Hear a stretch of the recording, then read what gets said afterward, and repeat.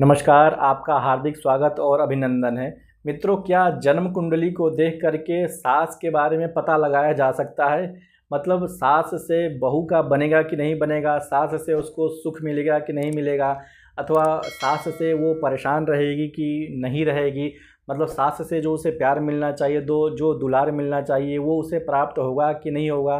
क्या ये जन्म कुंडली को देख करके पता लगाया जा सकता है? क्या शास्त्रकारों ने, ज्योतिष शास्त्र के जो भी आचार्य हुए हैं, क्या उन्होंने इस विषय पर कुछ सोचा है और इस विषय पर उन्होंने कुछ सूत्र बताए हैं क्या कि जन्म कुंडली को देख करके आप अपने सास के बारे में, उसके व्यक्तित्व के बारे में, उसकी मनोदशा के बारे में, उसके सोच के बारे में, उसके रख रखाव के बारे में, मतलब उसके व्यक्तित्व इत्यादि समस्त चीज़ों के बारे में क्या आप उसके बारे में जान सकते हैं? तो शास्त्रकारों ने कुछ ऐसा निर्देश किया है क्या?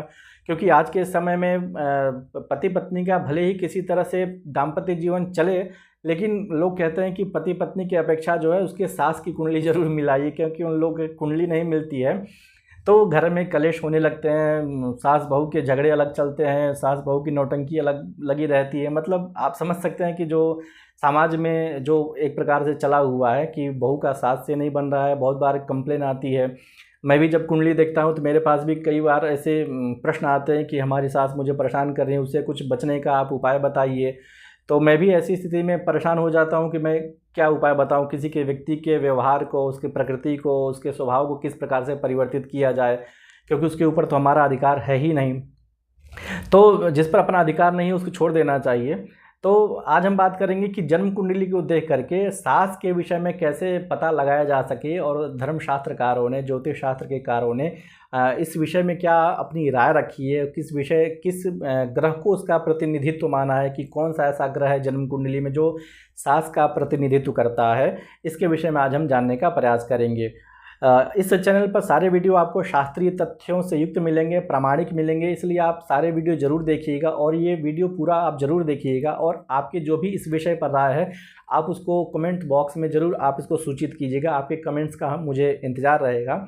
तो हम चर्चा करते हैं कि सास के बारे में हम कैसे जानें। देखिए, जब आप मुहूर्त चिंतामणि पढ़ेंगे तो उसमें आचार्य रामदैवज्ञ ने विवाह प्रकरण में 93 श्लोक में इस बात का उल्लेख किया हुआ है, और उन्होंने कहा है कि श्वश्रुः सितोर्का श्वशुरस् तनुस्तनुः। मतलब जब विवाह हो रहा है ना, तो विवाह काल के समय में जो शुक्र होता है वो सास का कारक होता है, जो सूर्य होता है वो ससुर का कारक होता है, सप्तम स्थान का जो स्वामी होता है वो आपके जीवन साथी का होता है, और जो चंद्रमा होता है वो मन का कारक होता है।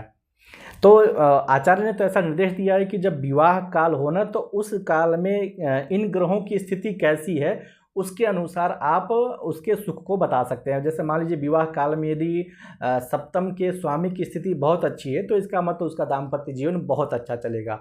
यदि सप्तम के स्वामी की स्थिति अशुभ है तो दाम्पत्य जीवन उसका कष्टकारी रहेगा। क्योंकि देखिए, विवाह का जब लग्न होता है, जब हम विवाह संस्कार में बंधते हैं ना, तो वो एक पवित्र समय होता है, तो वो एक प्रारंभ की अवस्था होती है गृहस्थ आश्रम में प्रवेश करने की। तो वो समय वो बहुत अच्छा होना चाहिए, बहुत शुभ होना चाहिए।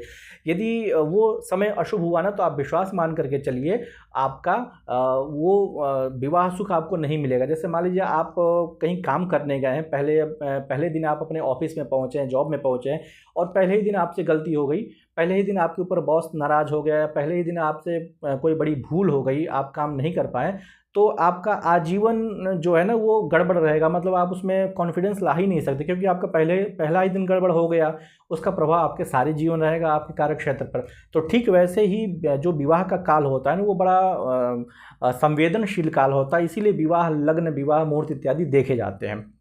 तो आचार्य ने ऐसा बताया हुआ है कि शुक्र से आपको सास का विचार करना चाहिए।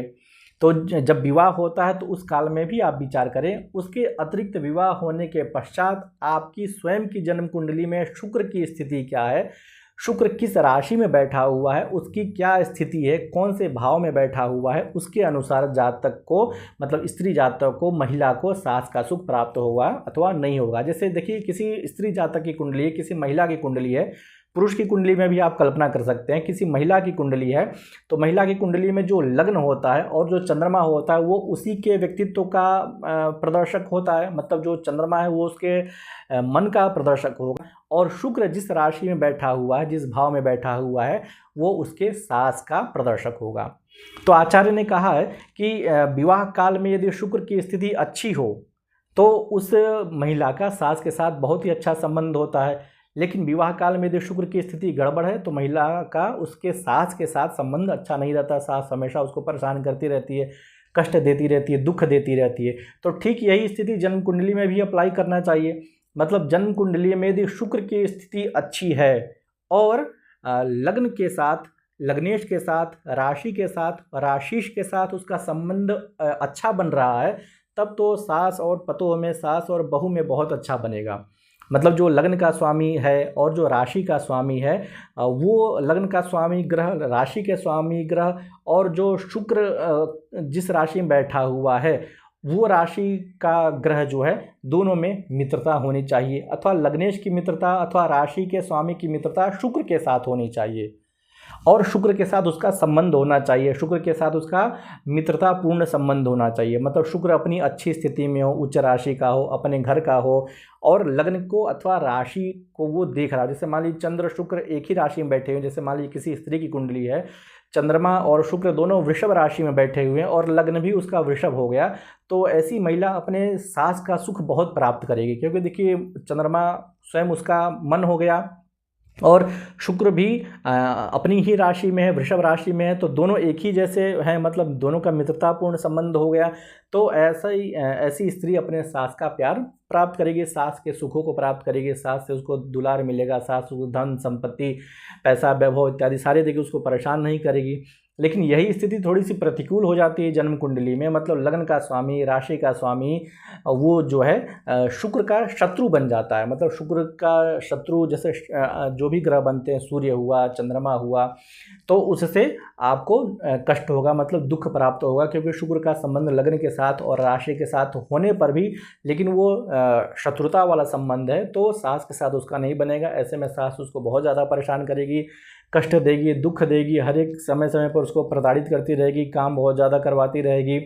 मतलब जो भी घर परिवार में जो परेशानियां चलती हैं उसके ऊपर अंकुश लगा करके रखेगी। ये सारी चीज़ें वो सास करेगी, सास से उसका बनेगा नहीं, सास से उसका विद्रोह हो जाएगा, और ऐसी स्थिति में घर टूटने लगते हैं। आप तो जानते ही हैं, कहना नहीं चाहिए। तो ये सारी चीज़ें जो है होती हैं जब शुक्र का राशि के साथ अथवा लग्न के साथ अशुभ संबंध हो रहा हो। तो जैसे मान लीजिए षडाष्टक संबंध बन गया तो भी दोनों में हमेशा मतलब दोनों लोगों में 36 का आंकड़ा बना रहेगा।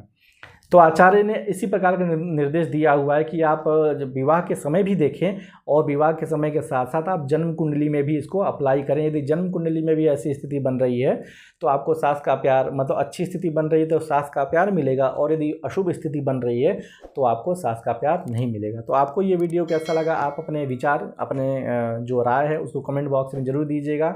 नमस्कार।